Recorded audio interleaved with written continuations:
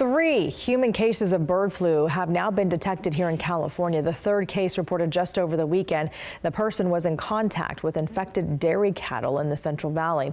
Officials say the risk to the public remains low, but still we have some questions to talk more about this with Dr. Dean Blumberg from UC Davis Health. Dr. Blumberg, thanks for joining us. So we have 3 cases now. How does the bird flu spread from animals to humans? So, for example, how did this happen in the Central Valley?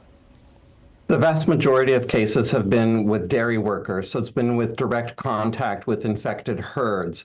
There's been very limited human-to-human transmission, but that's the main concern, is if there's more human-to-human transmission, then it can get out to a lot of other populations.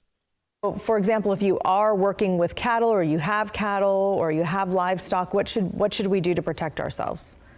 So it's recommended that those who are in close contact with cattle, that anybody in the dairy industry, that they should be wearing PPE, so masks, hats, gowns, gloves, etc.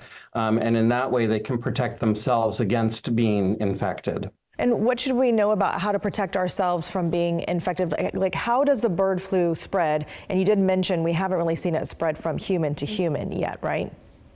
Right, so it's primarily spread from dairy or birds to human, either through the fecal material or urine material that then gets aerosolized, and it can also be aerosolized also from the respiratory secretions of the animals.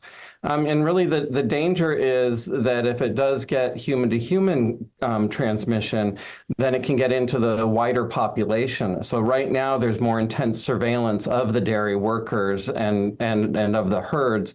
About 40 herds in California have been infected at the end of last month, but we do expect even more herds to be infected.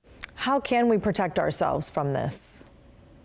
Well, I think if we do more surveillance among the herds, we'll know the extent of the problem in the dairy industry. If we try to limit transmission from the herds to the dairy workers, that can help. And the real danger is if there is reassortment among these bird flu strains with more human strains that we know are effectively transmitted to human, we can prevent that by preventing human flu in humans, as well as bird flu in humans. And so we'd like to get dairy workers, those at risk, vaccinated against seasonal influenza also.